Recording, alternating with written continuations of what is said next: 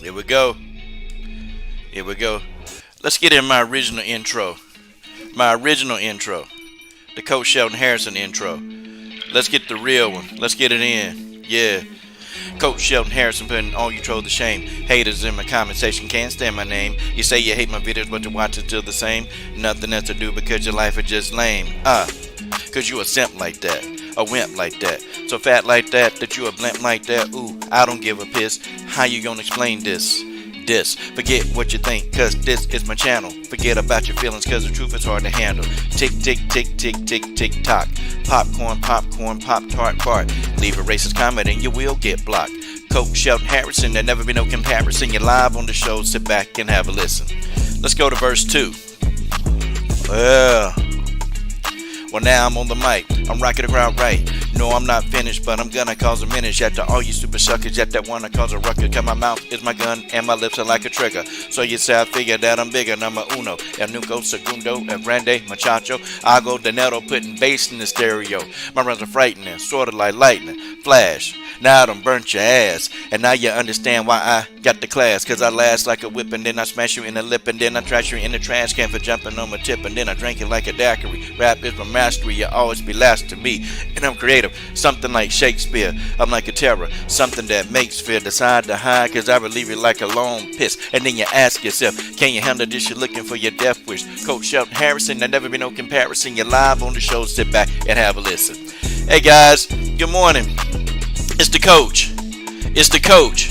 It's the coach, and I'm here with y'all for about an hour. And the coach is gonna entertain like I've never entertained before. Yeah. And I'm gonna get to each topic fairly quickly, okay?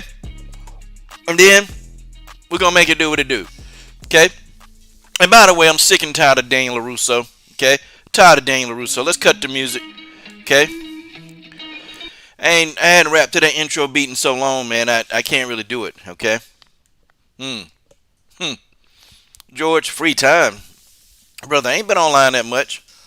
I ain't been online that much at all, bro. I've been working.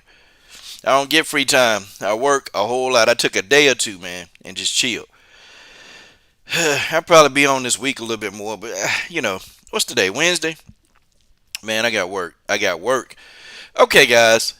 Let's go ahead and let's get started. Okay, let's get started. Woo! Julianna Pena is defending herself. Now, folks, these people, these Nunes fans or, Julianna Pena detractors, they're taking this to a whole nother level, okay? Listen, guys, we understand.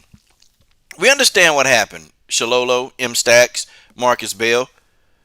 We understood what happened, okay? Julianna Pena goes in, she whoops Amanda Nunes' ass, and folks, case closed. No, we got all these excuses. We got all these conspiracy theories. No. Too much going on, y'all. It's just too much. I can't take no more. So, Julianna Pena has issued a challenge. Julianna said, hey, listen, if you want me to put you in the same choke, Julianna Pena says, hey, why don't you come to my house? I think I might have to come to Julianna's house and let Julianna put me in a choke.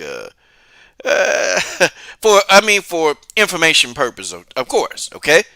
For informational purposes, of course. Research purposes. Yeah. Hell, I'll go to Julianna's house. And I'm going to do this for the team, okay? I'm going to investigate. So the coach is going to go to Julianna's house. Julianna said we can come, okay? I'm going to go over there, okay? And I'm going to let Julianna Pena put me in this choke. I'm going to go all the way up to Chicago, and I'm going to let Julianna Pena put the coach in this choke. And, I'm going to let her do it over and over again for research purposes, okay? Research purposes, of course. Folks, come on, research. You guys know that the coach is all about the research. You guys know. Hey, George, don't say that, damn it. Don't say that. How dare you? Come on, man. I'm all about the research. My intentions are honorable. You know this, George. George, you know me. You know I would never Hey, that's Casey O'Neill. George, you know that I would never go up there for something researchable. Yeah, you know. But the coach is going to volunteer to let Julianna Pena put him in this chokehold. And folks, I got to say I'm excited about this. I'm excited about this. Oh, the War Machine, Brittany Neiman. Check your mailbox here in a couple of days, Brittany. Oh, my goodness. I'm not going to even lie, guys. I'm a Casey O'Neill fan. I just am. I'm sitting here playing with a picture of Casey O'Neill. A full body picture of that. But look at the War Machine, Brittany Neiman. God, dog. Look at Tay Brown over there. Yeah, Tay Brown. Okay? I don't even lie. Casey O'Neill, yeah, she's in that midget category. The coach liked I like the 6'1", 200-pound Amazon. I mean, the coach, that's what the coach likes. But every now and then I'll see like a Valerie Loretta type that the coach would just be like, ooh, yeah. Ooh, yeah, like the Randy Macho Man Savage. Now, George is trying to get me to do a little chael signing, okay? George, I'm going to give you the prelude to a skit that I'm working on, okay? And this is for George Page, okay? I'm going to give you the prelude of a skit that I'm working on starring chael signing, okay? Okay, here we go. Check this out, George. I hope you like this, Tay. Open the door! Open the damn door! It's me! It's Chael! You said hey, we said that we would rendezvous. And you said that, you give me a piece. And I'm coming to collect on payment. No, it's not John Jones. It's not John Jones. Ernest, I like that jail signing. It's not. Come on now. Come on, you can't leave me like this. I've got a huge I'm very excited. And then George, here's who's at the door, George. Chael. No, Chael. I'm not gonna give you any. I'm not going to, Chael. It's just not for me to give, Chael. Oh, come on. Come on. What do you mean? Listen, I got away from my wife. I told her that I was on a mission. Yeah, I told my wife I was on a mission. And I told her I was on a mission for conquest. Yeah, and I said that, I'd be back in about 20 minutes. Oh, Chael. It's going to take longer than 20 minutes to get me to that place, Chael. Oh. Okay, George, that's it.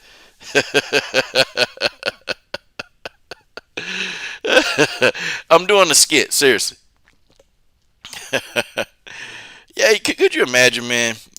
Could you imagine DC coming to your house? Yeah. Leave you alone. Here go the song, George. Yeah. Chael started. I'm going to sing it to Chael. Sometimes I just forget. Say things I might regret. It breaks my heart to see you crying. I swear it does. I don't want to lose you. I could never make it alone. I'm Chael. I am the man who will fight for your honor. I am the hero you're dreaming of. Oh, damn, I'm Chael.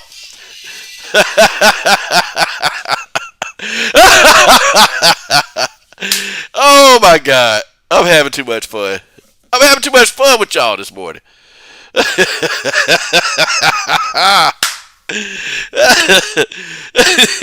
Shit.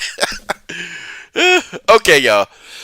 But seriously, guys, seriously, seriously, Julianna Pena has to defend herself. She got to defend herself. For what? Why does Julianna Pena have to defend herself, y'all? Why? Listen, man, Julianna, baby, you won that fight, okay? Let the coach tell you that you won that fight. Look, easy.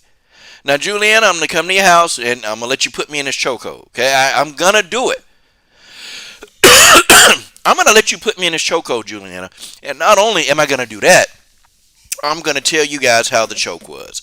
Now, this is purely for research purposes only. I'm going here to help the team, okay? I'm going here to help the team. I'm here to help the team. God dog it, y'all. Yeah, but seriously, though, I want Julianna Pena to enjoy her victory, man. It's just crazy how you go in here and you shock the world.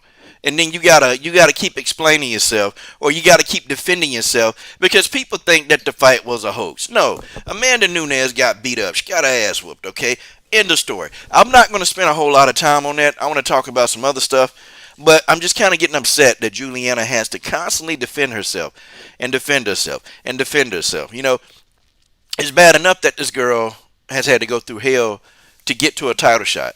It's bad enough that she couldn't even be considered. She had to actually talk her way into the title shot. Okay, while people like Jean Wallay, they gifted a title shot, and then and it's crazy. Well, Julianna didn't deserve a title shot. Well, stupid, Jean Wallay didn't deserve a title shot. Okay, Wheelie Jean didn't deserve a title shot, but ain't nobody saying nothing about that.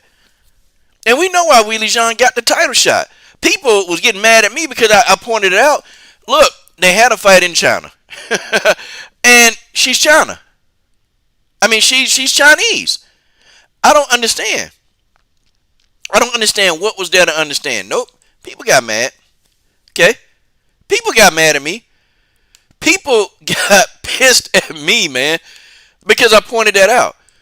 It's not anything bad.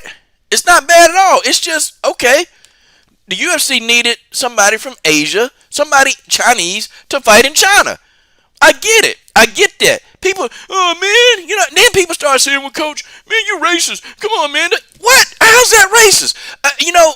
Okay, if it's marketing purposes, the UFC, they want somebody from Asia to fight in China. I don't understand how's that racist. The thing of it is, though, we all believe, we knew why we knew. Okay? We knew why Wheelie got that shot. But you know what? We were tripping for a little bit, but we understood the business. Okay? But we knew that she didn't deserve the title shot. Okay? We know this. We can't get around this. Okay? We knew that Wheelie did not deserve that title shot. So if you're going to tell me that Julianna Pena never deserved a title shot, then how do you explain Wheelie Jean? Okay? How you going to explain that? That's all I got to say. How do you explain this? Okay?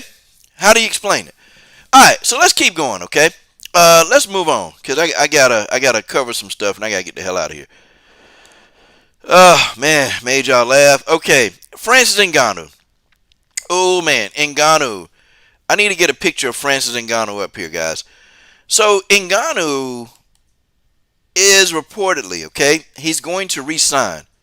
Okay, Ngannou is going to re-sign with the UFC. But they have two conditions, and I told y'all, here what they can do. I think Ngannou, they've given up on the boxing thing. They've given up on that. I'm a little pissed off, though, that the UFC, they have painted Ngannou as a coward. And y'all know me. Y'all know I'm always calling this out, okay? Why is it that everybody, when a black guy don't fight somebody, it's because he's a black coward? Like, why is that? Why is that? Anytime the black guy, for some reason, the fight don't go through, oh, he's a black coward. Yep, we knew it. And it's always that black coward narrative. It's always that. I mean, fast forward, I'm sitting here like, y'all crazy? Are y'all crazy? Ngannou has faced everybody they put in front of him. I don't understand how can he be afraid. And now, he's going to fight Cyril Gane. I don't understand, how where they're getting this from. I just don't get it. I don't get where we getting this black coward narrative from. The shit's ridiculous to me. It's just ridiculous, okay? He's not a coward. Okay, he's gonna fight who he fights. But the thing of it is that Ngannou wanted to fight John Jones. Okay, but they didn't want to pay the guy. Okay, they didn't want to pay the guy for his work. And this is crazy, man. It's crazy to me that everybody else, people can ask, right? People can ask for these paydays. People can ask for the paydays, but as soon as Ngannou and John Jones said, hey, you know what, we need a payday, then everybody talking about, oh, well, Ngannou need to just take what Dana give him. Wait, what? Wait a minute. Whoa, hold on. So why does Ngannou have to take what Dana give him? Just just pay the man so we can see the damn fight. That's all. Just pay the man so we can see the damn fight. No, we can't afford to pay him that. Well, wait a minute. But we can afford to pay Conor McGregor.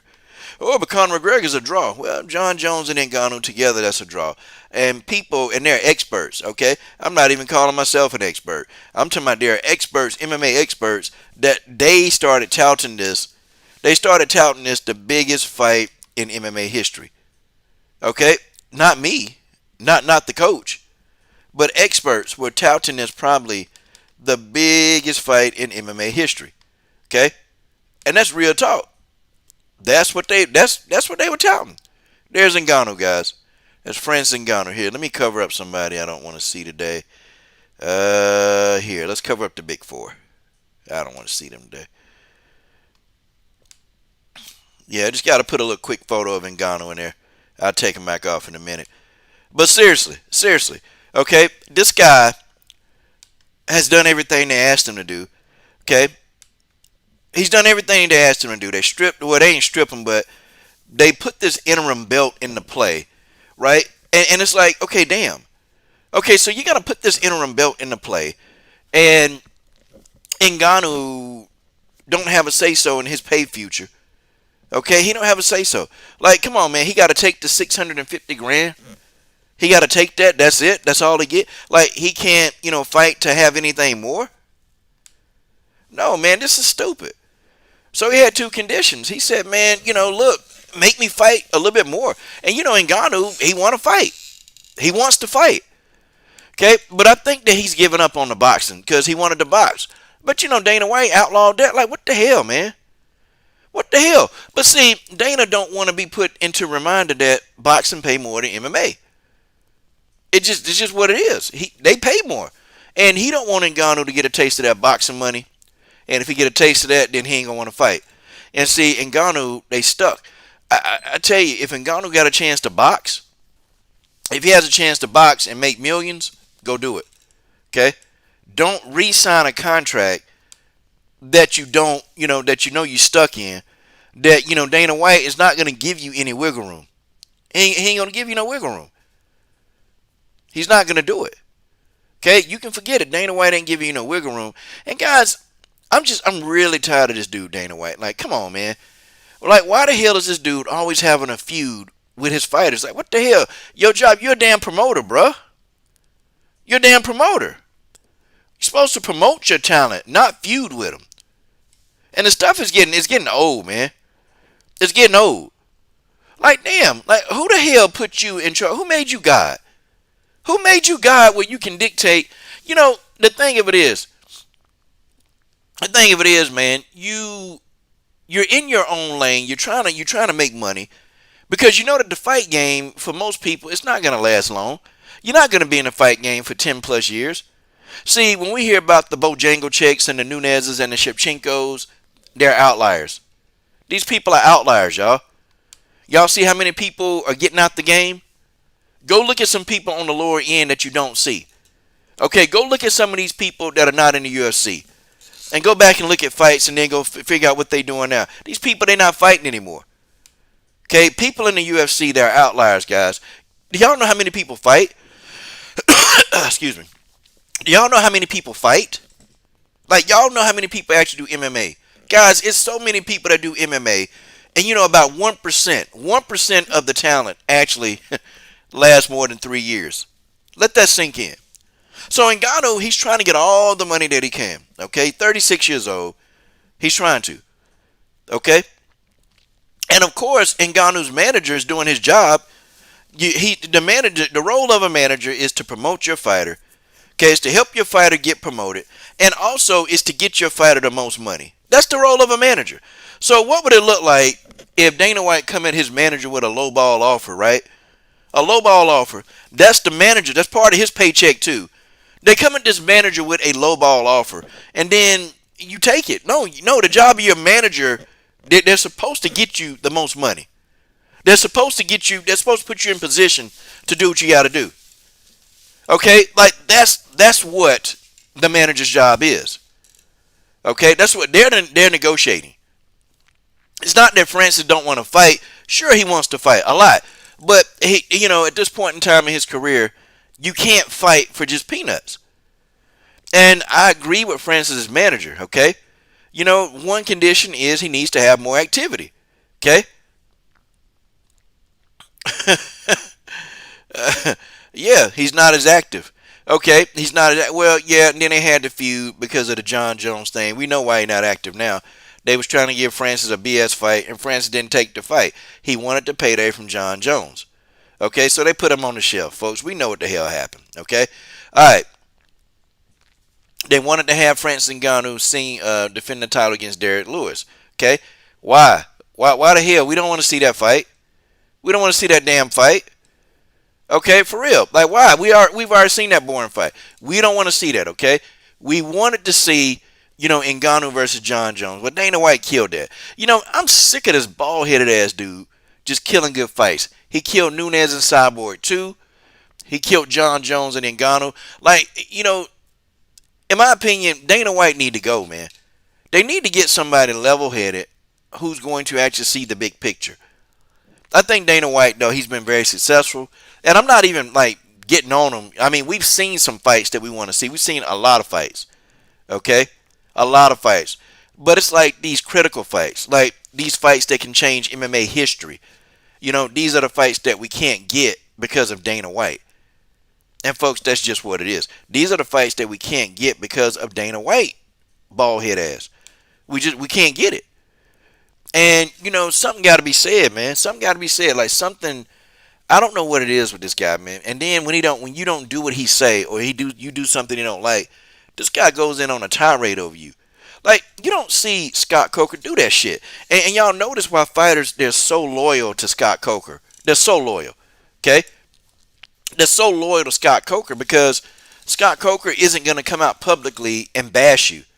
He's not going to do it. Now, clearly, Dana White has been more successful than Scott Coker, of course. Okay? But I think in the long run, I think Scott Coker is going to win in the long run because he's built relationships. He's a master at building relationships and helping the fighters be the best that they can be. See, that's why fighters, they don't mind fighting for Scott Coker. They'll fight for him. Okay? They will work with Scott Coker. They'll try to negotiate with Scott Coker. They'll do whatever they can to stay with Scott Coker. Okay, now Scott Coker ain't perfect. He let some people go too. I didn't understand why Scott Coker let go damn Olga Rubin. I didn't get that. Okay, I didn't understand why he let go Olga Rubin. My only thing is probably it was a contract dispute or whatever, probably about money. Because Olga only lost that one fight and she got beaten. Then next thing you know, Olga Rubin out the promotion. But most of the fighters, though, that talk about Scott Coker, they've talked about him. They don't talk about him, even behind the scenes. Okay? Even behind the scenes. I don't hear fighters. I've talked to a lot of fighters. I've talked to people like Denise Kilholz. Even Olga Rubin at the time was like, yeah, I love Scott Coker. Janae Hollowpoint Hardy. Man, I love Scott Coker. I mean, they all love Scott Coker. But then you got Dana White. This bald-headed, egghead, Uncle Fester looking ass dude. You're feuding with fighters, man. And for what? For what? Oh, man. Wow. And I think Ngannou's manager was right. He says, look, I got an obligation to my client, okay? You can judge me all you want. You can bully me. But I got an obligation to my client, okay?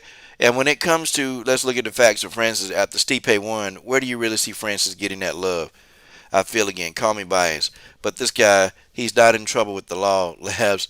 This is one of the finest human beings that you'll ever meet. Okay, now he was throwing shade at John Jones right there. You don't get to see this world. You don't see this world tour and UFC going back to Africa with Francis. We did that. We did that on our own. So as a UFC heavyweight champion, how are you supposed to feel after 3 months? What are you supposed to do? Yeah, man, a man needs his money. With negotiations still stalling, it remains to be seen what a victory, defeat will mean for Ngannou's future. If Ngannou leaves the cage with the undisputed title, perhaps we'll see Cameroon native test the waters of other promotions. Okay, and it's probably likely that Ngannou will probably leave. Okay, I can tell you right now, Scott Coker he will be in Bellator. Okay, now you can quote me on this. Okay, if Francis loses to Ngannou, he's going to go to Bellator. Okay, he will. He will do it. Okay. Dana White also did this shit to GSP, man. And, it's just like, come on, bro. Come on. You did it to GSP. You did it to Chris Cyborg. You did it to John Jones. You did this to Francis Ngannou. Okay. You tried to bully Tyron Woodley. You tried to bully a lot of fighters, okay? And it's like anytime that you don't do exactly what he says, then the guy just comes after you, okay? Even, Amanda Nunes kissed Dana White ass for years. And soon as Amanda, you remember the first time, that Amanda, you remember that she pulled out of the fight with Valentina the first time, and when she pulled out, Dana White just went on a tirade against Amanda, and Amanda was kissing her ass, telling her, yeah, boss, I do whatever you say, boss. I do whatever you say, boss. Yeah, boss. Sure, boss. I do whatever you say. Okay, and then before then he just went in and said Amanda was I don't know, he just said Amanda what did he say? Amanda didn't take care of business. Like he was just going in on him. I can't remember exactly what he said verbatim, but he said something to the extent that Amanda wasn't taking care of business, and I'm like, wait a minute, this the girl who kissing your ass. Dana is kissing Amanda kissing yo, and you still go in on Amanda Nunes? Come on, man. Come on, stop. Stop, stop, stop. But that's what it is. That's what it is, y'all. Um, and I kind of feel bad for Ngannou because the guy really does want to be the best. But some fighters they get to this point and it's a business. I want you and let's think about all the fighters that didn't take this as a business, didn't take it very seriously, and look at what they got now. Okay, you got Roxanne Modafferi. I use her as an example. Okay, she retired, guys, but y'all, what is Roxanne Modafferi gonna have to show? I mean, she's getting married. Okay, she's gonna get married, but guys, in reality, what does she have to show? And I'm not picking on her, but I just think Roxanne had that mentality where I'm a fighter. I don't really care about nothing else. I'm just a fighter. Well, let's see what just being a fighter got you. Okay, let's see what did just being a fighter get you without taking care of business. See, a lot of these fighters, man, especially the females, they have it wrong. Okay, they really do have it all wrong. They have it all wrong because I know that they want to fight. Okay, I know that they just want to fight. They want to do the right thing, and they want to fight for the fans. But you also got to fight for you and your family. Okay, I think that Roxanne has a net worth of $340,000. Now you think to the average person, that's pretty good. That's pretty good. But for somebody who been fighting, who got over 50 fights, and your net worth is 340,000, folks, that's not good. Okay, to me that's not good, y'all. And I'm not trying to be funny, but if I had 50 fights in the octagon, you better be damn sure that when I got to the level of the UFC, the money finna be right. Okay, the money finna be right. I feel like people like Roxanne, they didn't treat this as a business. Okay, and she was really really nonchalant.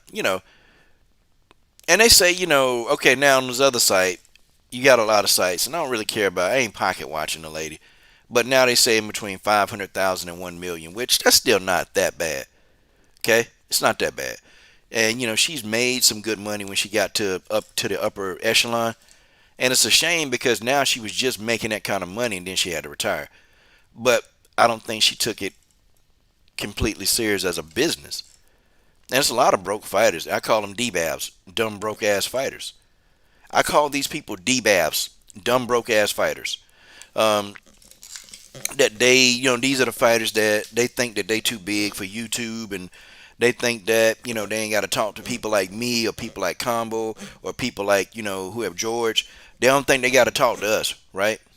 They don't think so, but they think they larger than life, and they ain't shit. Those kind of people. I call them D-Babs. Dumb, broke-ass fighters. So Ngannou, at this time, it's a business, dude. Yeah, I want to fight, but damn, don't cheat me out of my money that I'm owed. Okay, don't pay me $600,000, man, when you finna make 60 million. I mean, come on, man. Come on, don't do that. Okay, give me my cut. Give me my cut. Give me what I'm owed. Give me what I'm owed. I mean, all the damn talent that's putting money in this damn promotion's pocket. Like, dude, there's so much talent in the UFC that they're putting money in the UFC pocket. Pay people like Ngannou and Jones what they worth. That's all. That's all. That's all people saying. Pay them what they're worth. Okay? I ride with Ngannou on this. I ride with him. I ride with the king. And, he deserves his bread. He definitely deserves his bread, man. If he can't get his bread, this is stupid. Okay? Why are we even doing this? Okay? Pay the man his bread. Okay, I'm going to go over into boxing, okay? I'm going to go over into boxing. And I want to talk about Devin Haney versus Kambossos. Folks, listen, man. Listen. I'm starting to see, you know what? And I'm really getting tired of it, okay? I'm getting tired of it because, at first everybody was hollering that we want undisputed, right? Everybody was hollering that we want undisputed. Well, now, George Kambossos, wins the belts off of Teofimo Lopez, right? He wins those belts, and, we were like, okay, undisputed. Undisputed, okay? Undisputed. Let's go, okay? Devin Haney and George Kambossos Jr. Okay, good. But now, people are trying to endorse him. They're trying to endorse this guy fighting Vasily Lomachenko. Okay, what does Vasil bring to the table? What? I'm starting to see now, it don't matter, man. Some people just hate black fighters. Because if we take everything out of it, I thought that everybody wanted to see undisputed. That's what I thought. I thought that we were all in agreement. Hey, undisputed is more important than any other fight. Well, now, Devin Haney got a belt, and we want to act like the Devin Haney ain't got no damn belt. Okay, we want to act like that Haney don't have a belt. Yeah, he got a belt, and you gotta fight Devin Haney in order to be undisputed. Like, for real. But I'm watching live streams, man. I'm just like, what? Wait a second. Wait a second. Why we don't like Devin Haney? Because I thought that we want undisputed. So now George Kambossos can fight who the hell he want to fight? How do you explain that, y'all? So Devin Haney, George Kambossos can fight whoever he want to fight. He can fight whoever he want to fight, but that's okay to fight, fans. I'm so sick and tired, guys. And here's what it is, what I'm tired of in boxing. I'm so sick and tired of people trying to act like, well, I'm not biased. Huh. You could have fooled me. I mean, you could have fucking fooled me. Of course you're biased. Okay? Of course you're biased. Everybody's biased. But I think a lot of you have biases against black fighters. And that's just what it is. Because there's no way that you can tell me. There's no way that you can tell me that. And if you telling George Kambossos, I'm finna start calling him George Kambossos. George Kambossos. I'm gonna start calling him that, George Kambossos. If George Kambossos, if you're gonna tell him to fight Vasily Lomachenko, then fine, okay? Then I already know this is about race. Okay, it's definitely about race. And I'm not gonna believe anything else except that it's about race. Okay? I mean, how else can you explain this, y'all? You got other content creators. You got black content creators saying, oh, well, Devin Haney, George Kambossos ain't got to fight Devin Haney if he don't want to fight Devin Haney. Vasily Lomachenko's a star. Wait a minute. Vasily ain't no star. And I'm a Vasily fan. I was riding because I'm like, why everybody disrespecting Vasily Lomachenko? This man fought Nicholas Walters. This man fought Guillermo Rigondeaux. Okay, he fought people that they say he wouldn't fight. So I got it. I mean, I'm a Vasil fan, but I'm looking at this situation now, and people are making videos. Y'all making videos saying that George Kambossos can fight who he want to fight. What the hell? But see, the thing of it is, everybody scream undisputed, undisputed. But then when it come to somebody black that you don't like, okay, then undisputed don't mean nothing. Okay, listen, boxing channels, just please, okay, y'all stop trying to hide. Please stop trying to hide. Please don't hide anymore. Okay, please don't hide anymore your racism. Just say you don't like black fucking fighters. Uh oh, hold on, guys. I gotta acknowledge the stream right now. Vulcanist. Hey guys, if y'all, he don't even make videos. I wish he did. The brother Vulcanist, man. This dude been around for damn near a decade, man. A decade. Okay, and he be on the brother 78 Sports TV channel, man. Salute to the brother Vulcanist, man, in the damn super chat, man. I appreciate that, man. He think I be over exaggerating when he come in my stream, man. I be like, I be honored to have this dude in my damn stream. Seriously. Okay, this guy's like, he don't just go to anybody's stream. He don't go to anybody's stream, man. If he's in your stream, then you're saying something that he kind of want to hear at that time, man. I've noticed that just watching him, man. Just, watching him be in different streams. So I appreciate it, man. Seriously. But if you're going to tell me that you want Vasily Lomachenko to fight George Kambossos, okay, instead of Devin Haney, then yeah, it's race. It's racist, guy. It's about the race. I'm not trying to listen to any other narrative, man. Okay, and I'm sick of the shit. I'm sick of the shit. I'm sick of it. I'm sick of all these people talking about, man, let's try to be fair and unbiased. You know what? Y'all know all these damn people that talk about they unbiased. All these damn other channels, they say that they're unbiased. Really, they unbiased. Really, being unbiased means that you hate the LDBC. That's really what that means, right? Being unbiased means you hate the LDBC, okay? Because the LDBC, for some reason, we're always unbiased. I mean, we're always biased. Okay, we only, all we care about is black fighters. Well, if that's the case, if only fighters we represent are black fighters, now we do get out there and we do speak up for black fighters, because over the years we just got so sick and tired of old media destroying black fighters' images. We got sick of that, okay? But how do you explain black fight fan being a fan of Vasily Lomachenko? Matter of fact, me and black fight fan are fans of Vasily Lomachenko. I don't know. How do y'all explain that? How do y'all explain that? Him and I, we sat down and we recognize Vasily Lomachenko can fight. We say that dude can fight. I'm not finna sit back and say the man can't fight. Vasily can fight.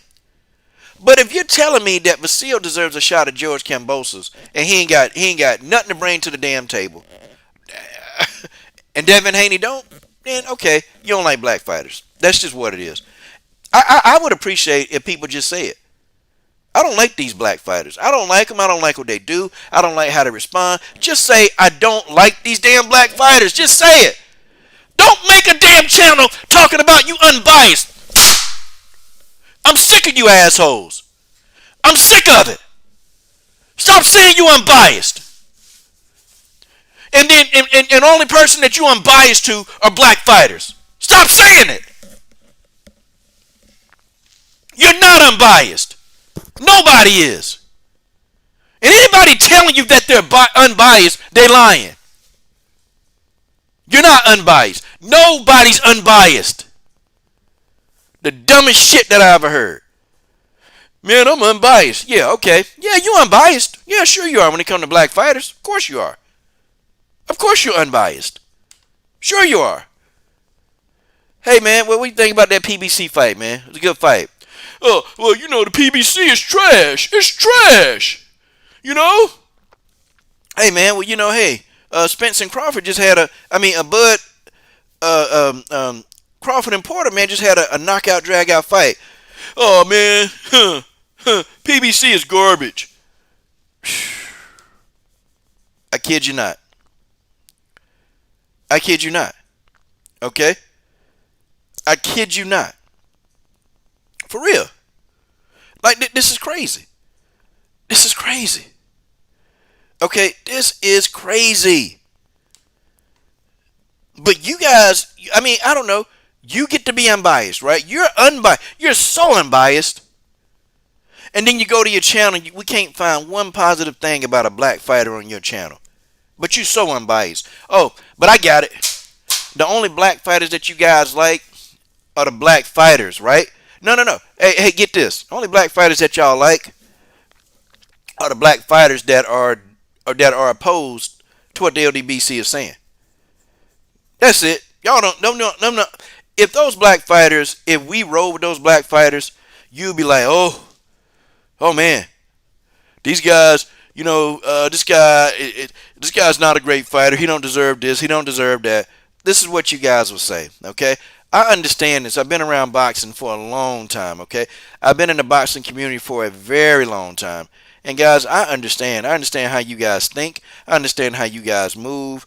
And I call it the unbiased movement, right? I could name channels. I can name a lot of channels who claim that unbiased BS, man. But they not unbiased, guys. They got the same hangups that everybody got. The LDBC, all of us, every single channel on YouTube, that we're all biased. Okay, ain't nobody fair. But isn't it funny, man? They always want us to be fair. They always want us to be fair. They always want black people to be fair. But then everybody else don't have to be fair. You tell me you're unbiased and I go to your channel and the only thing I see you doing is bashing black people. I can't stand that. I can't stand that. I understand now, if you bashing everybody, I can rock with you. If you're bashing everybody, I rock with you. Because at least you're giving it to everybody and not just one group of fighters. But if only thing I see you doing, you say, man, my channel's unbiased. Oh, but I can't find out one good thing about a black fighter on your channel, I can't rock with you. I've unsubbed from a lot of people, okay? People that I was subbed to for years and years and years over the past, I just unsubbed to them. I unsubbed to them. I did it because if you can't show me, if I don't have any proof that you've ever supported any black, if all your videos are you hate black fighters or the black fighter need to do this or the coward this, okay, fine. Even if I go to your channel and if I see that you giving it to everybody, no matter their race or whatever, if you giving it to every single solitary fighter, just based on what you believe in and based on the fight game, that's it. If you do that, I rock with you. But if I can't fight, and I went through some people's videos. And I'm like, wait, see, I can express. And I did one day, I went through, I wrote a list of all these channels that say they unbiased, right? I made a list of all these channels that say they unbiased. And I went through and looked at their videos. I did. I found some time to do this. Believe it or not, I looked through their damn videos, okay? I looked through them and I'm like, damn, okay, he's saying this, he's saying this. Okay, well, wait a minute. He bashing black fighters all over the place. Let's see if he bashing anybody else. Nope. And then I click off of it. But these people say they're unbiased. Crazy. See, this is why. People used to ask me all the time, Coach, why would you even affiliate yourself with the LDBC? Why would you do that, man? You're a coach, and you're affecting young lives. And what the LDBC stands for, they don't stand for what you stand for. I'm like, wait a minute. So, the LDBC don't stand for what I stand for. How do you know what I stand for? How the hell do you know what I stand for? And who told you that you can tell me what I stand for? How about that? Who told you that you can tell me what I stand for? I mean, what do you think the LDBC stand for? Oh, race baiting? Oh, okay. So that's the one thing I get. Oh, race baiting. So race baiting, I guess that means that if I tell you that we sick and tired of people being racist, right? That we sick and tired of people being racist. Oh, that's race baiting. I'm race baiting because I hate racism. How does that sound? I mean, how you gonna explain this, Tay-Tay? Girl Dad 86? Vulcanist? All the Rage George Page? How are you gonna explain this? I'm race baiting because I hate racism. Does that make sense? Y'all know on my channel, man, hey, everybody welcome. Everybody welcome over here. Everybody is welcome. I don't care what race you are, but don't come over here disrespecting me and my culture. Don't come over here disrespecting me and my people. Everybody welcome. Everybody is welcome here. But when I want to speak out because I'm sick of my people being ill treated, don't come at me wrong. But this the thing, guys. See, if you're gonna tell me that Vasily Lomachenko deserves a title shot against George Kambossos Jr., then you're racist. Okay? That's it. Vasily ain't got no belt. He ain't got nothing to add to the pot. There's nothing. There's no reason why Kambossos Jr. need to fight Vasily Lomachenko. If you're pushing that fight, then you're racist. Sorry. That's just what it is. Okay? If you push that fight, to me, in my opinion, you don't like black fighters. Enough said. See, we go from we want undisputed to we want the best to fight the best. We go from we want undisputed to we want the best to fight the best. That's what we've been going to for years, y'all. We go to, okay, we want undisputed. Oh, well, undisputed don't matter, man. I just want to see the best fight the best. I just want to see the best fight the best. So that fight ain't the best fight the best. Oh, okay. Okay, so we can change the narrative and we can move the goalposts anytime we want to, right? We can change the narrative and move the goalposts anytime we want to suit the narrative. Okay, I got it. I got it. Cool. I'm with that. I'm with that. My goodness, I am so with that. Okay? So cool. That's what people want to do. But please don't come over here and start asking me, man, man, I don't know, man. I don't know why, man. I don't know why you rocking with those LDBC guys. Well, I don't know why you rock with the people that you rock with. I don't know why you rock with the people that you rock with. I don't understand why you do it. Okay? Why do you rock with the people that you rock with? I rock with the people I rock with because they people that I rock with. I'm not anti anything. I am pro-black, but I'm not anti-white or anti-anything. Look, you come over here, you respect me, I respect you. That's how it is. My money. Y'all know I give my super chats away every month. Y'all know I don't put the super chats in my pocket. I give those away every month to somebody needy. Now this month or this time, when I get run down this fundraiser, I'm doing it for my team. Okay? My team, I got what? I got 8 people on my team. Okay? 4 of the kids are black, 2 of the kids are white, and another kid, one Asian and one Hispanic. But it don't matter because they're all my kids. They're all my team. I don't train them any differently. I train everybody to the same expectation. I train everybody to the same expectation. You know why I do that? Because that's the right thing to do. That's what you're supposed to do. You're not supposed to look at somebody and do something different for them and you won't do it for the other person. Oh, no.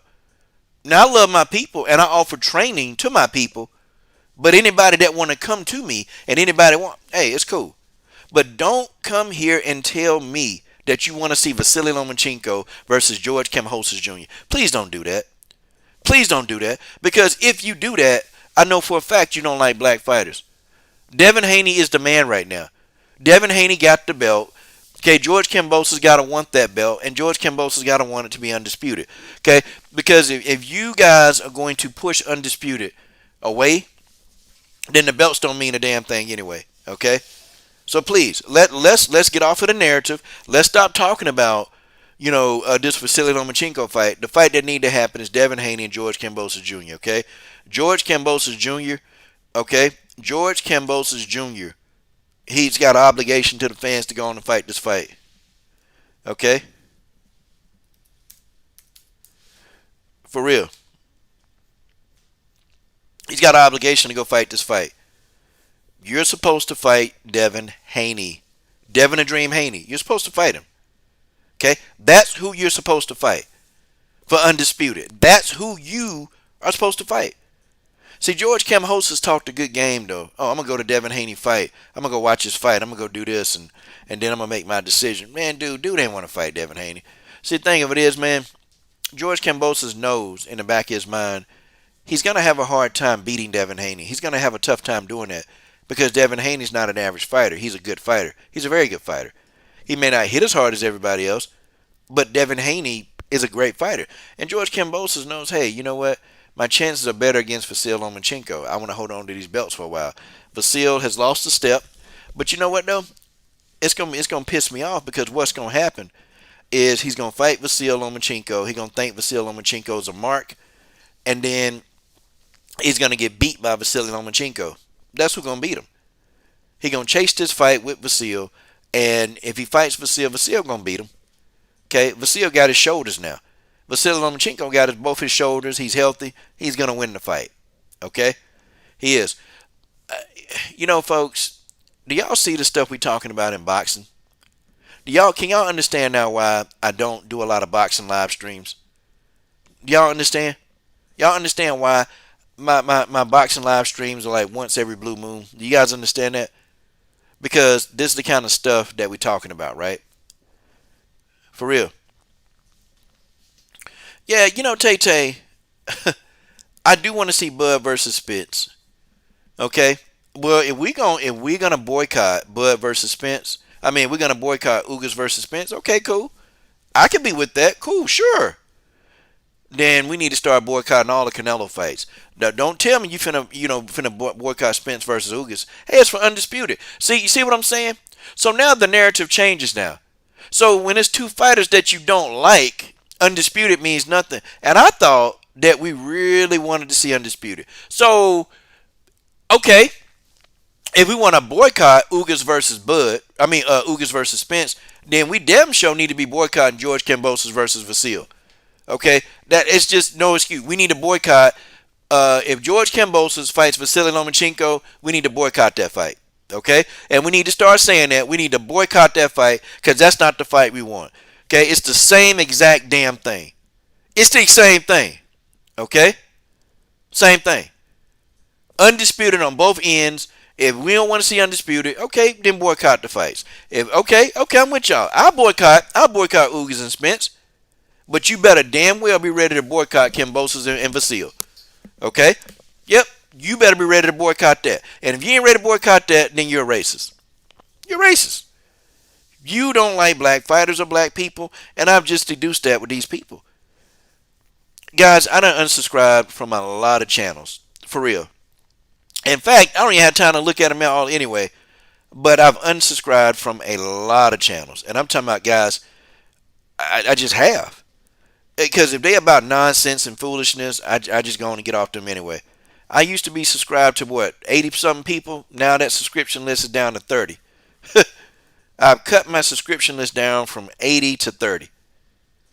And I'm still gonna keep doing it. I'm gonna keep 10 top channels that I like. That's it. And after that, I'm done. I want to cut my subscription list down to 10 top channels that I watch and I watch daily. And them the 10 channels that I'm going to keep up with and I'm going to be watching, okay? The rest of this stuff is nonsense. Okay? But y'all see why. Look, y'all see the difference. Y'all see Julianna Pena. Here, let's get the boxes off the screen. I want y'all to look at Julianna Pena. I want y'all to take a good look at Julianna Pena. Okay? Here's Julianna. Okay? I want to make y'all understand something. And I'm going to put Julianna Pena, I'm going to make her bigger, okay? I want you to understand something about Julianna Pena. You guys understand why I respect Julianna Pena more than I respect these boxers? You guys want to know why? Okay, I want y'all to listen to me very carefully, okay? I respect Julianna Pena because, number one, when Julianna Pena won the belt, the first thing that she did, she said, I want to have a rematch with Amanda Nunes. Who does that? Julianna said, I want a rematch with Amanda Nunes. Then Julianna turned back around and said, I want to avenge my loss to Jermaine Durandame. Then Julianna turns back around and says, and after I'm done with Jermaine Durandame, I want to avenge my loss to Valentina Shevchenko. Guys, do y'all understand the difference in mentality? Do you guys understand? Do you see the difference in mentality? You got one fighter talking about, give me all the smoke. You want to rematch Nunes, you want to fight Jermaine again, and then you want to rematch Valentina. Do you know that those are three of the toughest fighters in the damn world? And Amanda Nunes has been touted the best to ever do it. Julianna Pena want to step into the lion's fire again with Nunes. She begging for the fight. Julianna begging for the fight. And you mean to say we can't get this shit in boxing? Julianna begging. She's begging to fight Nunes again, and she got to fight. She said the only fight that I want next is Amanda Nunes. What? You know in boxing what they do, they take these belts and they run. Julianna said, no, give me smoke. Julianna said, give me the smoke. She said, give me smoke. I want to take care of Nunes. I want to take Nunes out again. I want to take Nunes out again. And after I get Nunes, then I want a piece. Give me a piece of Jermaine Durandame. I got to get Jermaine Durandame back. I got to get back on that. Y'all know Jermaine Durandame, the most dangerous striker in MMA. The most dangerous striker in MMA, that's Jermaine Durandame. Oh, and then she goes, give me Valentina. And get this, Julianna said, hey, listen, if Valentina don't want to move up to 135, okay, then I'll go down to her. Julianna like, look, I'll fight, I want Valentina. Julianna Pena been talking about a Valentina rematch for the damn last 3 years, man. See, the difference here is that we got somebody who won't smoke, and we got people over here who want no smoke. That's the difference, ladies and gentlemen. That's the difference. Okay? And I'm not saying Devin and Dream Haney don't want smoke. I'm just saying in boxing, the politics, it takes over. You can't really enjoy it. You can't enjoy it. And you got Julianna Pena over here. Nobody picked her to win the fight. This girl said, oh, y'all think I didn't beat Nunes the first time? I want Nunes again, and I'm going to whoop her ass again. Okay, y'all laughing at me because Jermaine Durandame submitted me? Okay, good. Give me Jermaine. Oh, y'all still talking about me when Valentina, dislocated my arm? Give me Valentina again. Give me the best. Give me the best. That's Julianna Pena. See, that's what a champion. That's how a champion conduct them damn selves. That's what a champion's supposed to do, boxing. Boxing fans. Y'all can learn a lot. And she care about her money. She want her money, but she know that if she fight for her legacy, her money gonna be there. She already know. See, that's the thing. That's the difference. See, Julianna Pena got the heart. She got the heart of a champion. Don't sit here and tell me, right? Don't tell me that you're a true boxing fan and you want to see Vasyl Lomachenko versus George Kambossos Jr. Okay? Listen, Zama, shut up, man. Shut up, man. I'm serious, man. Just shut up right now. Okay? Don't nobody care nothing about no damn Holly Holm. Don't nobody care nothing about no damn Holly Holm. Holly Holm is irrelevant right now. Okay? Holly Holm got her ass knocked out by Nunes. Got her head caved in by Jermaine Durandame. Don't nobody care nothing about no damn Holly Holm. Holly Holm is a non-factor in this. Everybody done whooped Holly Holm ass. Everybody. You the one said that Holly Holm, Amanda Nunes was a matchup. Holly Holm was a nightmare matchup for Amanda Nunes, and what happened? Shut up, man. Julianna Pena want all the smoke. And Holly Holm isn't one of the top 3 toughest fighters in the world. Let's get that straight. Or top 4, including Chris Cyborg. Amanda Nunes, Chris Cyborg, Valentina Shevchenko, and Jermaine Durandame. Those are the most toughest fighters in the damn world. Hands down. Hands down. Julianna Pena want them all. Julianna want them all. Nah, we can't get boxing to do that. Nope, can't get boxing to do that. We got people that want to see Vasyl Lomachenko fight. I don't want to see that shit. I don't want to see that, man. Excuse my language. I don't want to see it. I don't want to see, because it's not for undisputed. It's not for undisputed. It is not for undisputed. We all said we want undisputed. Now we got stipulations on undisputed. Oh, okay. Okay. So let's boycott Spence and Ugas. Let's do it. Everybody, let's boycott Spence versus Ugas. But we gotta boycott George Kambossos. Okay, George Kambossos. We gotta boycott that versus Vasyl Lomachenko. We gotta do it, y'all. We must do it. We have to do it. We have to boycott. We will boycott. Okay? It's just no doubt about it. We got to boycott these fights. Please don't tell me nothing else. Okay? Don't say anything else. These fights got to be boycotted.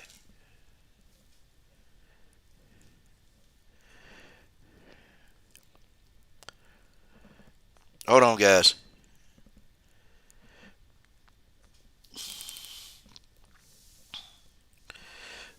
Oh my goodness.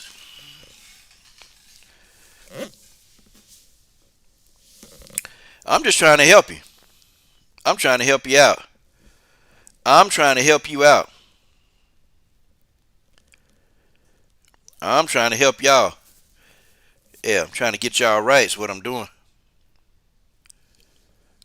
That's all it is. Yeah, Holly Holm a drunk. Yeah, Holly Holm is a damn drunk. Of course, we all know that.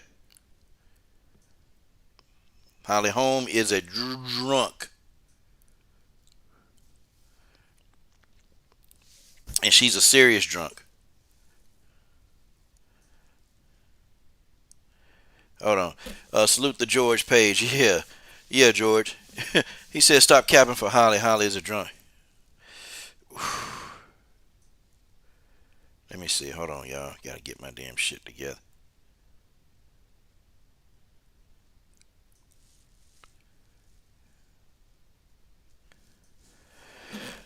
Okay. Yeah, Holly's a drunk. We all know that Holly Holm's a drunk. Yeah. It just is what it is, man. Okay. But y'all can understand what I'm saying and why I'm getting upset. Because Julianna Pena sitting here, she want all the smoke, man. This girl want to call. She calling out all the champions. She calling out everybody who beat her, and she's saying, "Listen, I want this. Can we get the guys in boxing to do this? Nope, we can't do that. We can't get the guys in boxing. The guys in boxing won't do this, man. They worried about losing their O. You know, all of them. All these fighters are worried about their O. It's that Floyd Mayweather Jr. effect, okay? And I think the fighters need to understand, man. Floyd Mayweather, early in his career, he spent a lot of less time trying to floss. Okay, he spent a lot of less time flossing, and he spent a lot of less time. He spent more time working. Okay, you have to. If you don't like Floyd, you still have to semi-respect Floyd Mayweather for what he was able to accomplish. Yeah, I mean, you really truly have to respect him. You have to respect what the guy did. And the problem is that these fighters, they don't want to do what Floyd did. Okay, they don't want to. They don't want to do what the guy did, and that's the reason why. Okay, for real. That's the reason why people are just having so many issues. Okay, having so many, they can't. They're not doing what Floyd did. Floyd did a lot. Okay, Floyd did a lot. Okay, Floyd did a lot. Easy work. Okay, you can call into the show. Oh yeah, Big Los Lat, Big Los Lat. You can call into the show. You can call in right now. Yeah, easy. Nina got us off. But you ain't gonna talk over me. I'm gonna let you make your talking points, and then when I make mine, now if you cut me off, then I'm gonna mute you. Yeah, go on and call in. Hold on. We get the phone number going right now. Hold on. Yeah, you can bring your ass on here. Bring your ass on here right now, and watch you get destroyed. This is easy work. This is easy work. All right. I cut the phone lines on. Okay. You can go on and call in, bro. Let's go.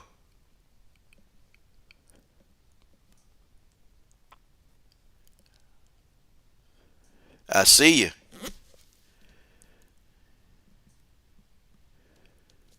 Wait a minute. What is it saying? Hold on. Hold on. I'm trying to get the damn phone up here. Hold on. What's wrong with this? Wait a minute. To allow Google to play sound. Hold on, man. Oh, yeah. You definitely finna get this smoke. Oh, you finna get this work.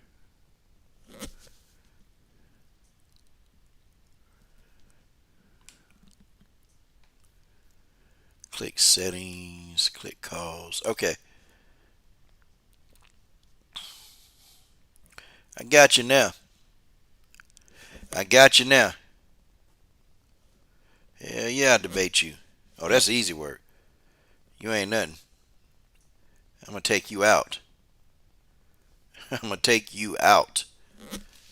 Yep, I'm ready. Call in.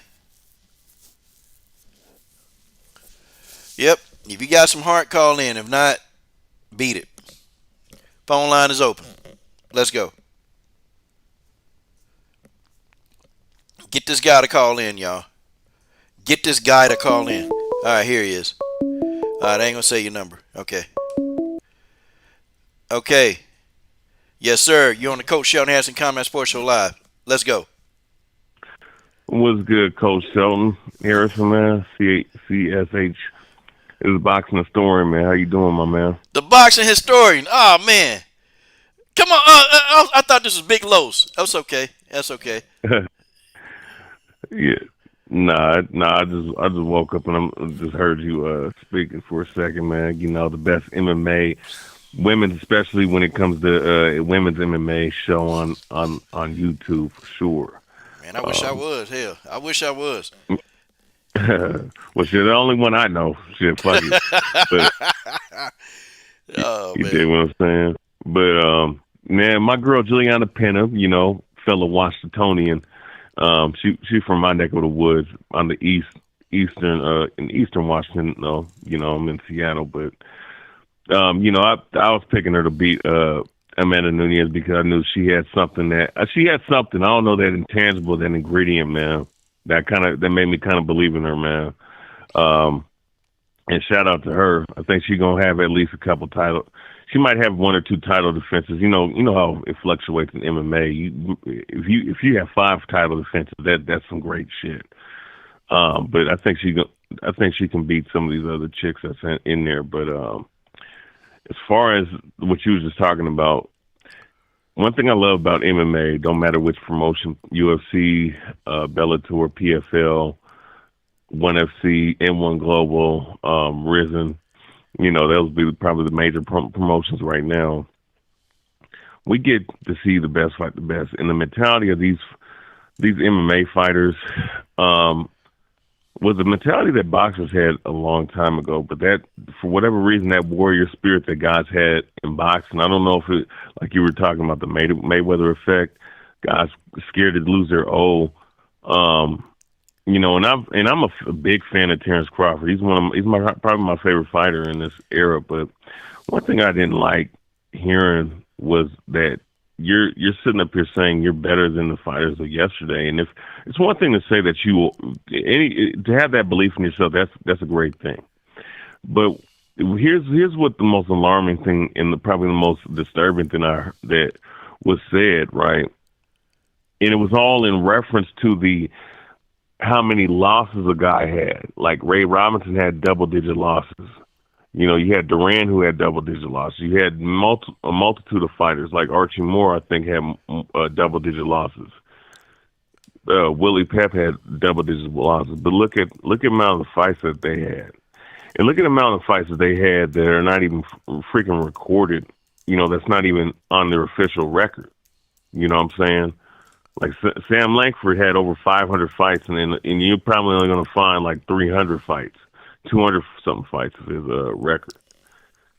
And guys is complaining, talking about they're not great because they lost so many times. Well, when you put your O on the line in a multitude of times, you're going and you put your resume and your career on the line, you're going to have a multitude of losses. And the thing with MMA, and one thing I loved about the warrior spirit of MMA is that guys the fans in MMA call the bullshit out when they see it, and they don't go. And when they see fighters talking about like they're undefeated, you know, like the thing that we saw with Fedor Emelianenko going undefeated for a decade that's amazing. John Jones going undefeated for a whole decade, that's amazing. Anderson Silva going undefeated for as long as he did. That was amazing. Khabib Nurmagomedov going, 29-0. That's amazing. But one thing we know is that it takes a lot to be undefeated and fighting at the top level against top level competition. In this era in boxing, like they don't understand like with the Floyd Mayweather effect that Floyd Mayweather proved that he was all time great before he became Money Mayweather, before he started, doing the stuff he did, cherry picking, waiting out fights and whatnot, managing, managing his career in the latter aspects of his fight or his career. These fighters in boxing, man, like they don't understand that. They don't understand that. Don't like outside of like two or three fighters, like unlike 10 or 15 years ago, don't nobody know who the hell you guys are to the general public. You're only popular in boxing circles, and that's a very small circle in America. You know what I'm saying? Canelo Alvarez, look, and I'll say this too, because I did a video a long time ago about when Bernard Hopkins and Floyd Mayweather leave. When they leave the sport, guys are gonna miss them, no matter how much you dislike them, how much you like them or dislike them or whatever. When those two guys leave, that certain level of greatness you'll never see again in the sport of boxing again. You're never gonna see that again because that certain level of great champion that was once in boxing is no longer there. But I'll say this, I have to take that back because the only one I can say that's an all-time great in this era, that's a great fighter in this era, to me, is Canelo Alvarez, and that's only because of of the amount of fights and the amount of the frequency of fights that he's had in the undisputed claim he's had at 169, at 168, but there's like with MMA, and the reason why I'm saying all this is because MMA has shown you, with like you're talking about with Pena and her mentality, that championship mentality, man, is always there. And like even if you lose two fights in a row, you're not damaged goods like you are in boxing. At least in MMA, guys know if you still have that spirit in you and you can go on like a 3 or 5 winning streak, you'll be right back in the fold. You'll be right back in the mix. And that's something that you have to, like, when you hear things like Pena saying what she's saying, you have to respect that, and you have to cherish that because you don't have too many warriors out here anymore, man. You just don't. You don't have too many warriors in boxing like that. And and I'm gonna say this before that fight, man. I don't think there was too many women that really wanted to fight Amanda Nunes, man. But be honest with you, but I mean, but that's something that all as a whole, man, that I think we all have to respect and we all have to give a certain level of praise to, man. Because a lot of that's like in comparison to boxing, man. It'd be hard pressed to get these clowns up in the ring and fight, man. Guys sitting up here stalling and waiting out fights and shit. Now I'm hearing that Keith Thurman and Errol Spence, that fight is a possibility if they get past their two opponents. And like, well, how come we couldn't get that fight 5, 6, 7 years ago? But Yep. it's crazy, man. It's crazy. I don't know if I agree with that. Canelo right now is an all time. I think I feel you. he can fight. I was a huge hardcore Canelo fan for a long time, and then when he fought Laura, when he fought Trout, when he stepped in there against Mayweather, because he could have honestly, he could have been like, well, I'm kind of green. I don't know if I want to fight him. And he went down. He went down to 152 pounds to fight Floyd. So I mean, I give him credit for going in there against Floyd. And he went in there and he beat Danny Jacobs. He beat Triple G. So Canelo I've always thought his resume was good to me. I've always thought he had a pretty decent resume in this era because guys ain't fighting the best all the time. But I felt like he's fought some people. The only thing I hate now, man, is like, okay, so you fought Yildirim, like, damn, and it's like when you ask the guy about Demetrius Andrade, he just go like ballistic. Or if you ask him about one of the Charlos, he act like they don't exist. Or like told Demetrius, you ain't shit. It was funny hearing him talk, man, trying to talk English, man. It was funny. And then he goes in, he takes a fight against Caleb Plant, which I thought, to me, now I thought Caleb Plant was a decent opponent, and I thought that's probably one of those quality opponents you put on your resume. But now it's like he fight. Mm-hmm. People are saying, well, Caleb can beat him. And then it's like, well, he beat Caleb. Oh, well, man, that fight, I felt like Caleb still won the fight. I'm like, I don't know how you thought that. Or they saying Caleb was winning the fight before Caleb got knocked out. I'm like, well, shit, he still lost. Yeah. It don't matter. He still lost. Yeah. Okay. So I'm just saying, like, I'm looking at this perspective of like Canelo can fight. I pick Canelo if he were to fight the Charlos. I pick him to beat the Charlos. I pick him to beat both of them. The only person that I think that he's going to struggle with is Demetrius Andrade. That's who I really think that Canelo gonna have a tough time trying to beat. But I think the Charlos, they tailor made, man. They gonna stand right there and try to bang with him. And Canelo, his hands are too good. Boy got good hands, so you know. I don't know, man. I don't know why the reluctance, man. Because if he would really study video and film on the Charlos, they tailor made for him. So I don't know. I don't know. But man, the boy can fight his ass off though.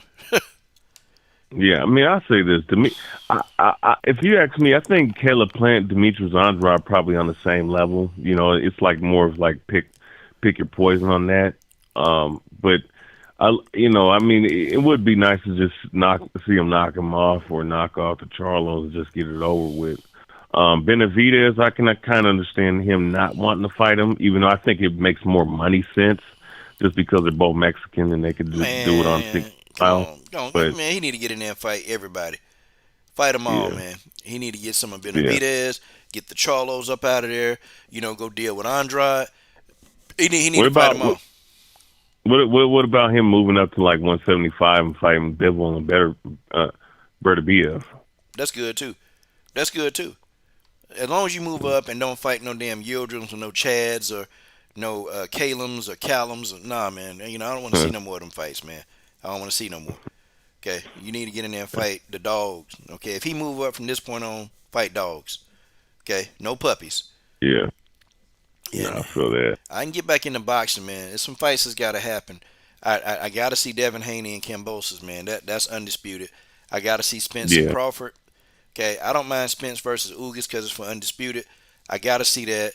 I got to see. I have to see. unification. Yeah, I got to see some unification bouts. I can deal with Wilder versus White since he done fought Fury 3 times. I can see Fury versus Joshua. That's fine. I don't care about that's fine. Yeah, But for boxing to come back, man, these major fights gotta happen. They gotta happen, they got to. and we can't They wait got. because if it don't happen in 2022, these people pass their prime. Bud passes prime. Spence passes prime. Let's see. I want to see Garcia, the big four: Garcia, Davis, Haney, and damn Tiafimo. When now add Joy Kambossos to that mix, I want to see those guys fight each other, man, within this year. I mean, shit, we need to see it, man. But yeah, man, we can't get them fights. I don't even want to tune in, man. Ain't I know. I feel it, and that's why, man. Like, in MMA, man, like we're getting all the fights. Like, I mean, for sure, I'm believing that we're gonna get not Derek Lewis. I was about to say Derek Lewis. Francis Ngannou, Cyril Gain. yeah, that We're fight's going at least January 22nd. That's when that fight. January Yeah, 22nd. we finna get Oh, that really? fight. Oh, Yeah, shit. this the last fight on Ngannou's contract, man. So he got to win. If he don't win, then more than likely, he's probably gonna go over to Bellator. So I mean, because he having problems with Dana White, man. A lot of problems. Oh, yeah. I saw Dana White said, "Oh, if he leaves, he leaves." Like, damn. Well, wait a second, dog. Don't. Well, shit, isn't this one of your top stars? He telling me you gonna just say, "Oh, if he leaves, he leaves." Like, you can't just stars don't grow on trees, my man. Especially not in the heavyweight division. And I mean, I think that Cyril Gane, like that Dutch style kickboxing, or my bad, not Dutch style. That Savat kickboxing style from France. I think he's going to be a problem for whoever stands with him. I don't give a shit who it is. But I think Francis Ngannou, that one punch he got in that right hand, and in his patience and improved cardio, improved wrestling, I think. He definitely can make something happen in that fight. I still got Gain on knocking him out, but with that said, though, I mean, what do you think about Bellator, man? Huh? Oh wait, you said what I think about Bellator? Yeah, because I think that promotion's. I mean, it's I know you've been watching as long as I have, in the last 10 years, man. They've been on the come up. What do you think Bellator is going to be at in the near future? It depends, man, because Scott Coker, he got to make the right acquisitions, man. First, he got to stop getting these guys past their prime and putting them in there, man. Scott need to get some very young, hungry champions, man. He need to get those people. Because it's cool to see some of the old heads come back and fight again, but, the Tito Ortiz fight was embarrassing, man. He brought Chael Sonnen's stupid ass back, for a couple fights, and they finally he got his ass whooped, so he retired. So I was happy about that one. Yeah. He had what's his face? Roy had big country Roy Nelson in there for the longest, man. And I'm sitting there like, damn, man, when was Scott gonna get some of these damn old people off the roster, man? Like it's too many of them, man. Especially that heavyweight division. That heavyweight Yeah. division is just full of old guys. Like I saw Part of it. Karatonov in Congo. I'm like, wait a second, these two motherfuckers is old as shit, bro. All this crap. See, the thing of it is, man, the reality is though that Bellator they don't pay as much as the UFC. Now, the one thing that fighters like about Bellator is that you can have your sponsors and you can make money on your sponsors. Where in the UFC, they only got that Venom deal. That's it. So you'll get some Venom money. What about Reebok? Nah, Reebok gone. They've been doing Reebok. Oh. In Bellator, you can have your sponsors and you can do outside fights and you can do a lot of different things. UFC, that contract is ironclad. You can't do anything unless they approve it. So Bellator is going to have a tough time, man, because a lot of the fighters, man, they're not going to come in there and fight for $5,000, man. They just not going to do it. And we talking about on the low end, man. Oh, They're not going to do it, man. And wait, they still paying 5,000? Some fighters do, man. They make 5 and 5, which you got to win the fight to make 10 grand. That's what I mean by 5 and 5. So okay, so you get that all going. Okay, if you're in the top 3 in Bellator, you can probably crack 6 figures.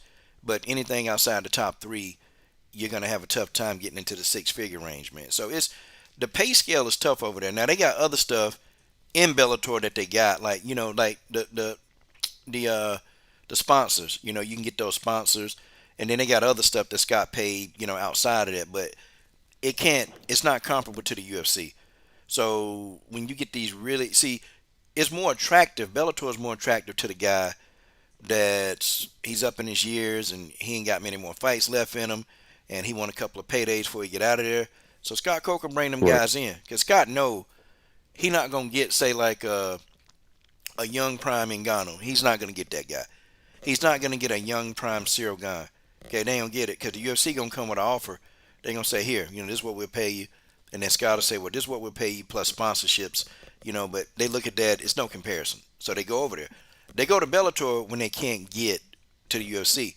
And that's just the honest truth. They go to Bellator when they can't get over to the UFC. So that's why you see so many old guys over there. And you see the UFC with a lot of the younger guys. Dana White pretty much already said this is a young man's game. Okay? So he's not going to, you got to be truly a phenomenon for Dana White to bring you in past the age of 30.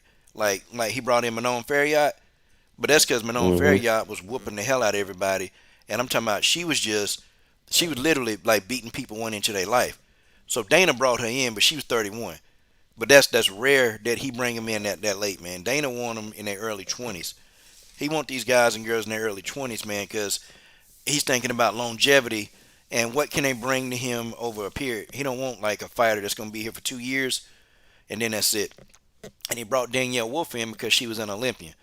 Okay, so she can actually give him some benefit. But man, other than that, that's it. All them old ass people at Bellator, bro, and they gonna stay. I also think too that Bellator, I don't think they're as organized as the UFC. And I'm gonna tell you, I'm gonna explain this to you. See, Bellator, they do a lot of promotion overseas, man, and it's like over here in America, man, shit, man, can't. They having some fights on Thursday night, man. In America, man, we working. Hell, nobody finna watch no fight night on no Thursday night. Now, Friday night, we can get away with that. Okay, Sunday, yeah, we can get away with that because we at home. But they promote to a lot of European markets, man, that, people like shit. And so if you even want to go to a Bellator event, okay, well, you got to book your flight overseas. Or if they have it in America, it's always at the Mohegan Sun. It's always at the damn Mohegan Sun. It's always really? there. Yeah. I mean, if you want to go, hold on, what a damn Mohegan Sun is in America. Hold on, I'm pretty sure it is. The Mohegan Sun. I'm gonna tell you what that is, man. I'm gonna tell you exactly what that is, and I'm gonna tell you most of their fights are at the Mohegan Sun. And it's like, okay, well, damn, what if I want to, you got to plan a trip.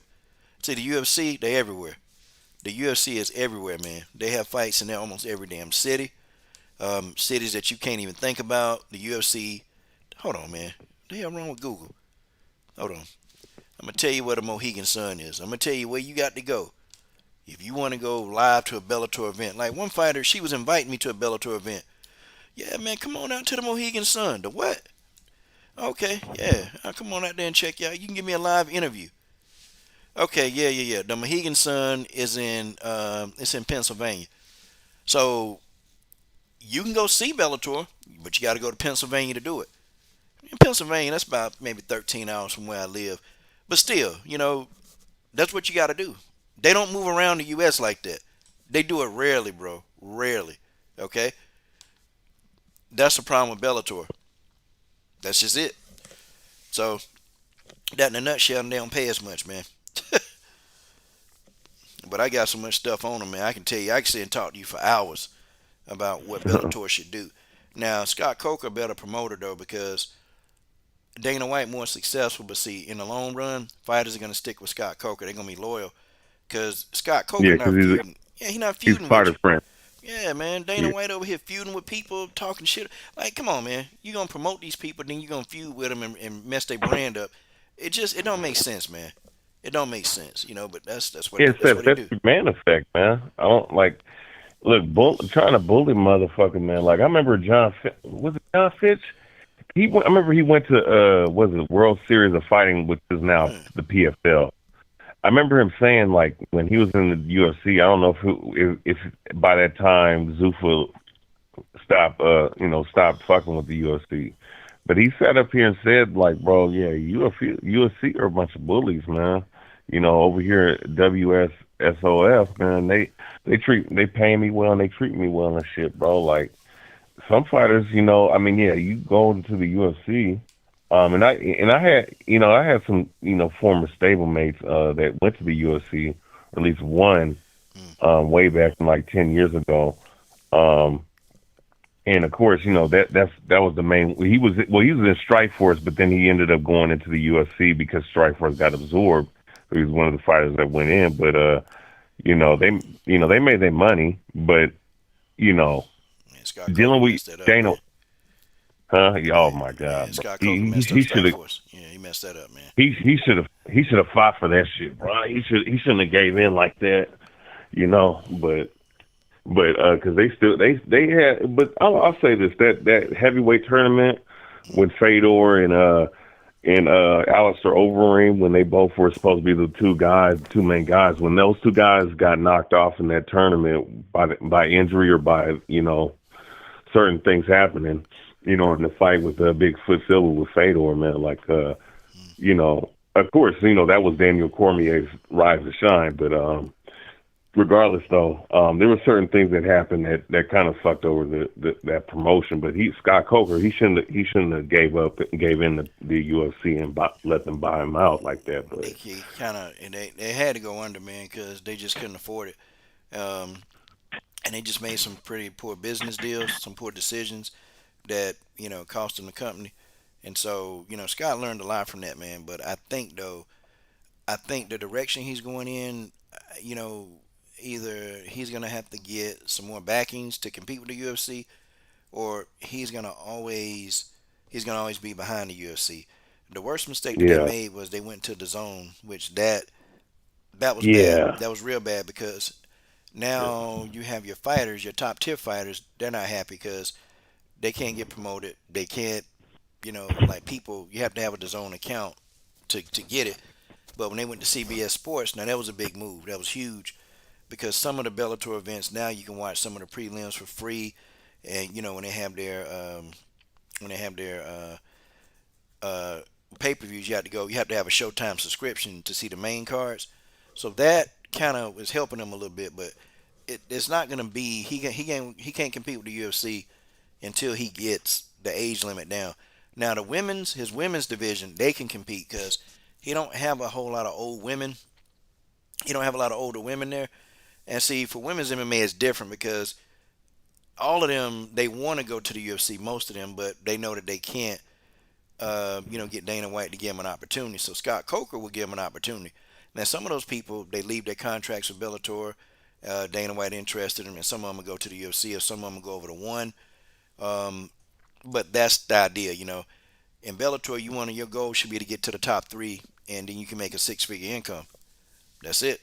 That's how it works, man. Um, Then how then how come some of the Bellator fighters have been saying that they've been getting paid more in the Bellator than in the UFC? If that's the case, because you do see six figure payouts on for like the mid tier fighters. In the lower, some of the lower tier, the more of like the gatekeepers, they make like between 50,000 to 70,000, per fight. But how come some of them guys talk about how much they make in Bellator? some of them, to be honest, it depends on where they at and where they were in the UFC when they came out. It's kind of hard, man. It's kind of hard to almost believe that because of what some of these people contracts are. What their contracts really, really are versus what they actually getting. In Bellator, you can have a lot of sponsorships, and see, some of those guys might have a huge sponsorship base where their Okay, total take home pay might be more, but their like contract, nah, man, they can't. You put the top three in the UFC, compare that to the top three in Bellator, it's no competition, man. Because where's Bellator getting the money from, man? They don't have the viewership the UFC do. They're the number two ranked MMA company in the world. Where they getting the money from? The money got to come from somewhere. He can't just pay them out of thin air.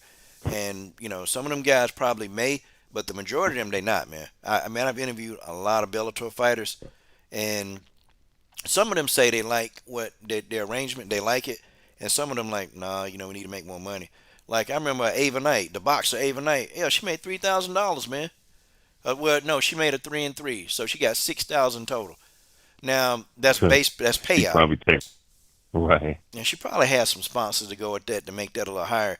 But damn, man, if that's your contract, that's your base pay, a 3-3, dude, that's laughable. That's laughable, Yeah, bro. But you it know, is laughable. I mean, it's almost like the days where motherfuckers was only making like $500, $600 on the UFC pay per view back in the mid to early 2000s, and yeah, mid. I'll say early all the way up to late 2000s. Like they wasn't even making that much. You know, yeah, oh yeah, they wasn't making nothing, man. and They were going in there and getting knocked out for glory, man. And see, shit, back then, man, it was more of a blood sport type deal. Like back then, man, dudes, man, be on the ground. A mug would jump on you, man. He done knocked you out. He'll jump on you. Who's that dude that cut a backflip, man? He cut a backflip and jumped on somebody's spine, man. It was back then. It was brutal, man. It was real brutal, yeah, and they cut a lot of that shit out, man. In order for MMA to yeah, survive, they cut that shit out, man. But yeah, man, I don't know, man. I don't know. I think Bellator will survive, but bro, they gotta address the part of the young. They gotta get some young guns in there, man. They gotta get them, and it's the reason why these guys ain't coming over there, man. It's just you make more money in UFC, or some of them can go over like Demetrius Johnson. He went over to one championships. They traded him over there. One championship. They pay yeah, pretty good. They pay real good. yeah. They pay real good. No, they got good. I did my research on one FC. They got good sponsorship over there in the Philippines, man. Um, and yeah, which I thought that was not a good. I don't think that was a good idea by Dana White. He pretty much traded a whole division away for a guy For Ben who is Askren.